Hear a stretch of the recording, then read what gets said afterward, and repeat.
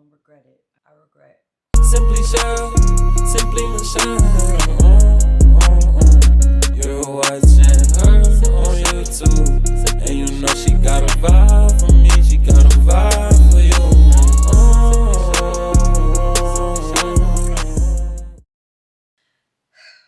As you guys can tell by the title of the video, I do have some concerns and I have some worries. I feel like I've been very vulnerable with you guys for many years. I have shared quite a bit on my platform, just what I go through, just the things that I've been through. I like to use my platform as inspiration to help others. I'm struggling to do this video because my feelings and my emotions are current. I'm living through it right now as we speak. I'm not even gonna say I'll do my best to not cry because I'm human. I'm real. Crying for me helps me to release. I moved down to Charlotte from New York about 9 months ago to live better, do better, feel better, hoping to see different results, hoping to grow. If nothing else, grow as parents, grow as individuals, and just keep excelling. That was my initial plan. Those were my goals. Still is. But sometimes things don't go as planned. I'm trying to do the best that I can to word this properly because it's been a lot, y'all. It's been a lot. There's been a lot of good, but there's been a lot of bad. Sometimes when the bad is outweighing the good doesn't matter. I took a leap of faith and I moved here with no one but him and my 3 children. No family out here, no friends, nothing. I can't even do this right now. I literally am like trying to find the right words. So just bear with me. Okay. When I first got here, I had so much anxiety because of the unknown and not being familiar with my surroundings and not having, having my family. But my happiness and my joy and my peace overtook that. It superseded those worries. It pushed those worries and that anxiety to the back end because I finally felt like I was able to breathe. Being in a different environment, different air, seeing my kids' faces, living in a beautiful luxury apartment, just having things that I never had before was such a breath of fresh air for me. I felt so at peace. I felt like the wait was over, that the storm was gone. The sun was finally out for me. Sometimes things don't last. Things don't last for long. Everything is temporary. I'm doing this video because I'm obviously figuring out my next move. I'm gonna probably go into more details in the next video. So if you following this, then just stay tuned because I'm struggling a little bit here, but I'm still trying to push content out to let you guys know what's going on.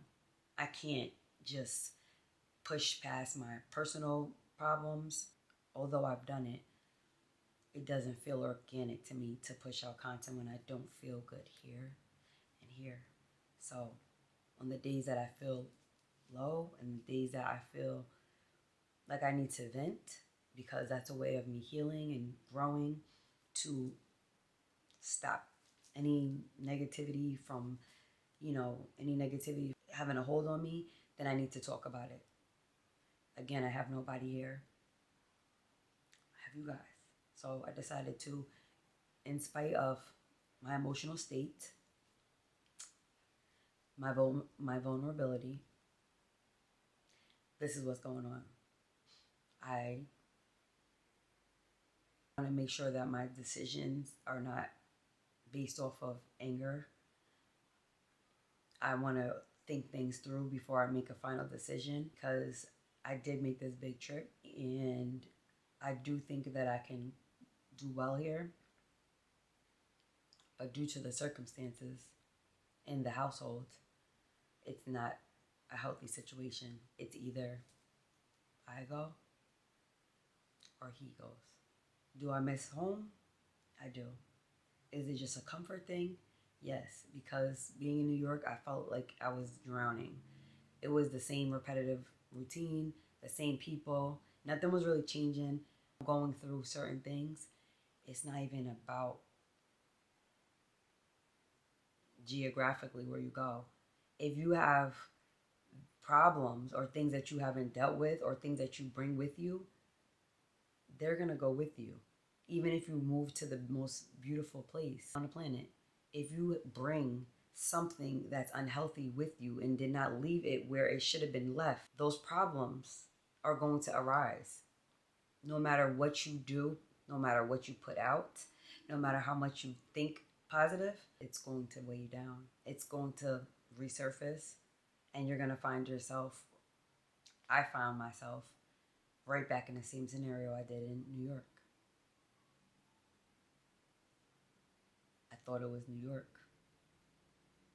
I realized it was the company I was keeping, something I was holding on to,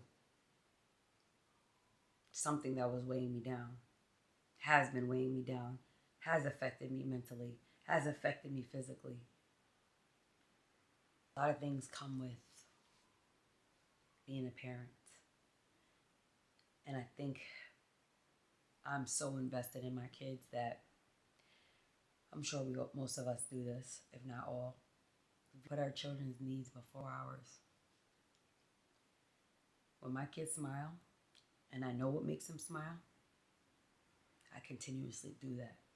I continuously give them that because I see the happiness in their faces. So sometimes, as a parent, we sacrifice. Most times, I can attest to sacrificing since they were born. But sometimes when you sacrifice, you're really sacrificing yourself, your well-being, your mental health. And before you know it, you're lost. You don't even know how you got there. It is such a hard pill to swallow when you don't expect certain things from people. It's like a big wow. It's like a knife in the back. When you see people for who they really are, there's a saying that goes, when people show you who they are the first time, believe them. I see now. It took me many years, and each year, over time, I started to see more and more things, and I started to see that I was becoming less and less me, and more accepting of things because of what I desired, of what I wanted for my kids. I did not want to let my kids down. I did not want it to be what we see in society. I didn't want it to be like that. We wanted to keep doing better. The goal is to keep doing better. You know, we go through different things with people. We're supposed to learn. We're supposed to do better. I wanted to prove to myself that I was doing better, that I could do better, and I could work through anything.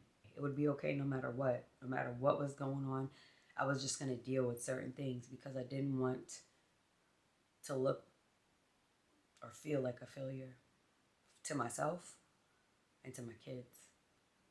So I took a lot, dealt with a lot, sacrificed a lot.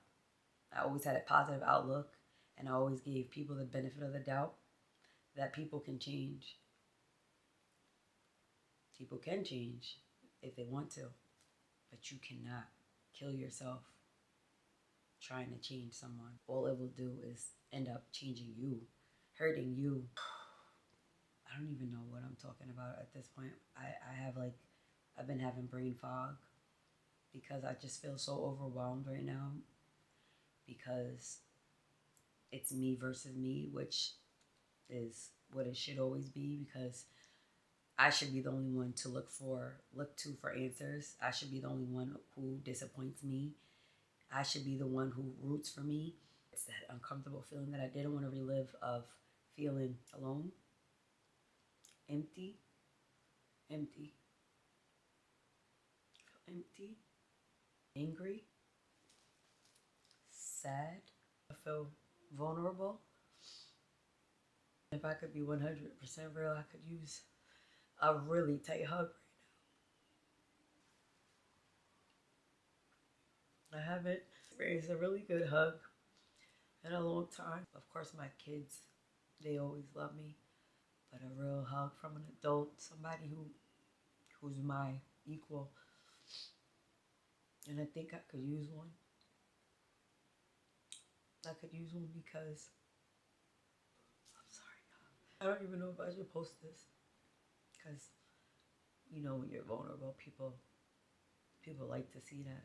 Negative people, but those that know who can relate, that's all that matters. I could just get one person to just hear me, even if you don't respond, just hear me. It's a rough season for me.